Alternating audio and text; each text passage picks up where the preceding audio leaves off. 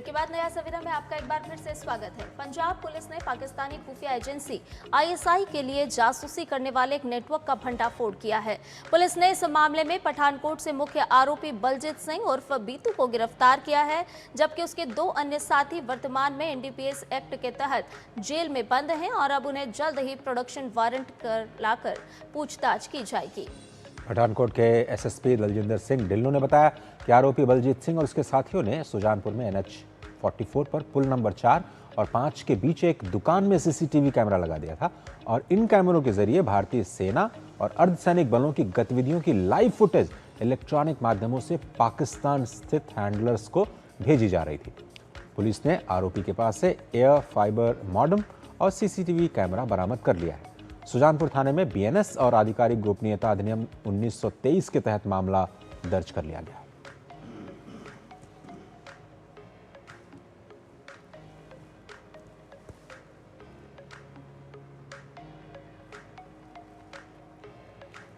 तो ये मामला पूरी तरह से आप देखिए कि अब ट्रेडिशनल स्पाइंग के साथ साथ साइबर सर्वेलेंस और सोशल मीडिया मॉनिटरिंग के जरिए पाकिस्तान के हैंडलर्स के साथ ये व्यक्ति संपर्क में था और पुलिस ने सतर्कता से अब इसे स्पाई नेटवर्क का पता लगाया है और ये गिरफ्तारी भी हुई है NH 44 पर। इलेक्ट्रिक पोल्स पर सीसीटीवी के जरिए जासूसी गतिविधियों की एक बड़ी साजिश का पर्दाफाश किया गया है।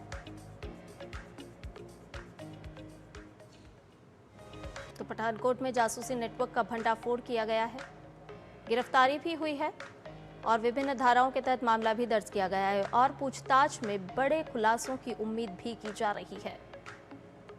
आरोपी का नाम बलजीत सिंह उर्फ बीतू है।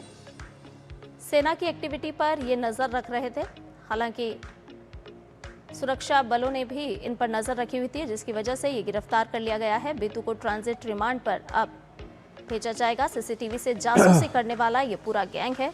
गुरमीत सिंह जालंधर से हमारे साथ इस बड़ी खबर पर लाइव जुड़ रहे हैं। गुरमीत, बहुत धन्यवाद।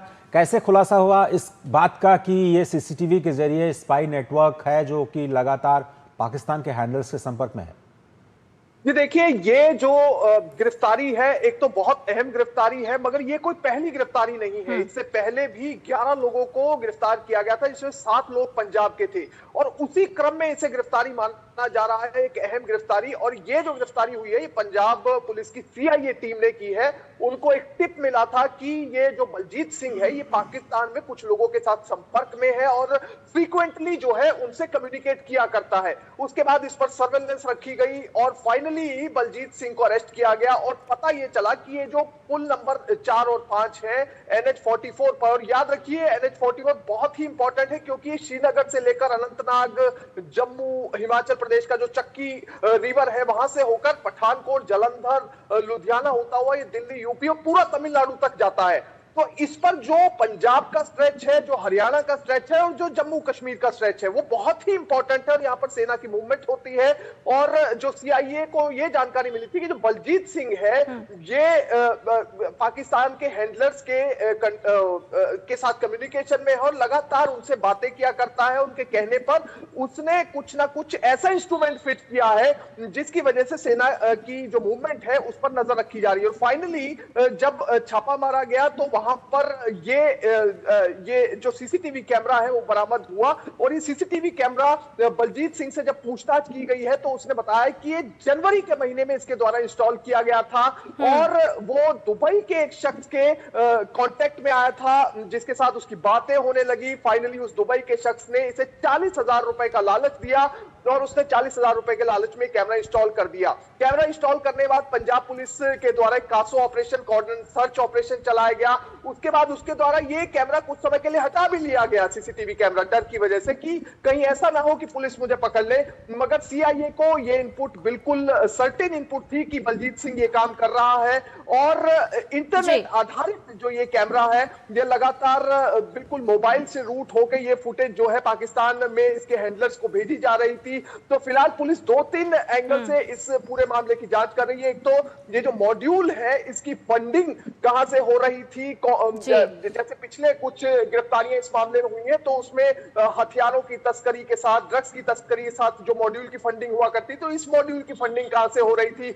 दूसरा, इसके 3 और साथी हैं, तो 3 साथियों की तलाश जारी है, क्योंकि उसमें से 2 साथी पुलिस बता रही है एनडीपीएस के तहत तो उनके ऊपर पर्चे दर्ज हैं और वो फिलहाल जेल में बंद है, तो उनकी गिरफ्तारी की जाएगी। तीसरा साथी कौन है, उसकी गिरफ्तारी की जा रही है। और क्या इनके साथ पंजाब में और देश में और भी लोग लिंक में हैं? बिल्कुल बिल्कुल गुरमीत, आपसे यही समझना चाहेंगे कि इस नेटवर्क का जो भंडाफोड़ हुआ है, अब पुलिस ट्रांजिट रिमांड भी लेगी, लेकिन इसके साथ साथ क्या और भी कई सारे ऐसे नेटवर्क हैं जिनकी तलाश की जाएगी और साथ ही साथ कैसे इनका कनेक्शन है वो भी पता लगाया जाएगा? जी देखिए, ये जो पूरा नेटवर्क है, अभी अगर रिसेंट बात करें तो 23 मार्च को एक गिरफ्तारी हुई थी। तरन तारण के मनप्रीत सिंह को गिरफ्तार किया गया था। जो मनप्रीत सिंह है वो एक मेन हैंडलर के तौर पर काम कर रहा था और वो दिल्ली पुलिस की स्पेशल सेल के द्वारा गिरफ्तारी की गई थी।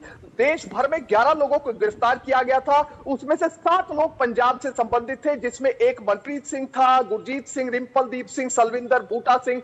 ये सभी लोग मिलकर जासूसी का नेटवर्क चला रहे थे। इनकी एक साथ गिरफ्तारी हुई थी। मनप्रीत सिंह जो था वो पैसे डिस्ट्रीब्यूट करने का काम किया करता था और इक्विपमेंट लोगों को मुहैया करवाया करता था।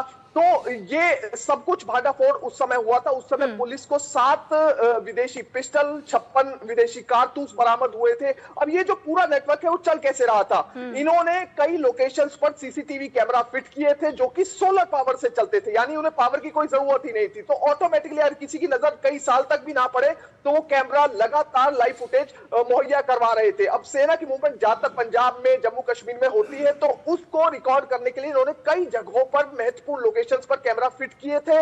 इसके साथ ही जलंधर पठानकोट जो हाईवे है, बहुत ही इंपॉर्टेंट लोकेशन है, यहां पर तलवाड़ा जट्टा गांव है, वहां पर भी एक कैमरा फिट किया गया था और अलग अलग जगहों पर अलग अलग मूवमेंट को रिकॉर्ड करने के लिए कैमरा फिट किए गए थे। एक तो ये है और दूसरा ये है कि इन्हीं में से कुछ लोग जो है वो बीएसएफ की और आर्मी की रेकी किया करते थे कि कहां कहां पर उनके दफ्तर है, कहां कहां पर उनकी मूवमेंट ज्यादा है, तो उसकी फोटो क्लिक करके वो पाकिस्तान में भेजा करते थे। और फाइनली वो दिल्ली पुलिस की स्पेशल सेल के हत्थे चढ़े। 11 लोगों में से 7 पंजाब के निकले और ये जो गिरफ्तारियां और ये जो कैमरे हैं बेसिकली ये पंजाब के कपूरथला से लेकर जलंधर, पठानकोट, पटियाला, मोगा और हरियाणा के अंबाला में, कठुआ में, जम्मू के कठुआ में, बीकानेर में, अलवर में, ये सभी जगह पर ये कैमरा फिट किए गए थे। और फाइनली इन कैमरास को पुलिस ने, दिल्ली पुलिस की स्पेशल सेल ने पकड़ा था, बरामद किया था और उसके बाद केस रजिस्टर किया गया था।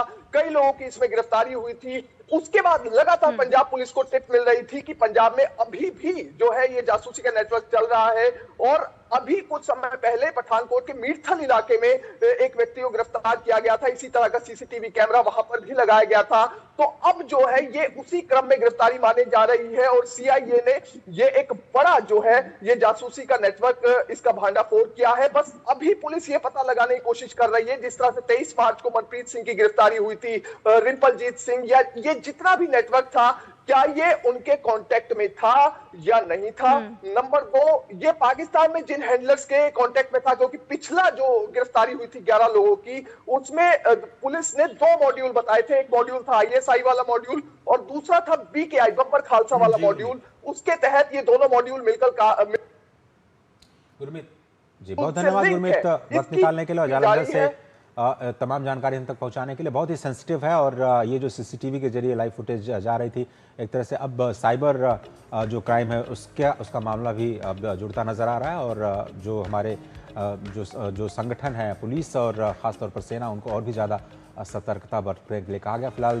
धन्यवाद और आगे बढ़ते हैं। और इससे अलग एक और खबर पुलवामा आतंकी हमले से जुड़ी हुई है। इस हमले का मुख्य साजिशकर्ता हमजा बुरहान अज्ञात बंदूकधारियों की गोलीबारी में मारा गया है। पाकिस्तान अधिकृत कश्मीर के मुजफ्फराबाद में बुरहान की हत्या हो गई है। बुरहान उर्फ अजुमन गुलजार डार अल बदर आतंकी समूह का कमांडर था, जिससे जम्मू कश्मीर में कई आतंकी घटनाओं में संलिप्तता की वजह से भारत सरकार ने अप्रैल 2022 में आतंकवादी घोषित कर दिया था। पुलिस के अनुसार मुजफ्फराबाद के गोजरा स्थित एक निजी कॉलेज के प्रिंसिपल बुरहान को कॉलेज से बाहर निकलते निशाना बनाया गया।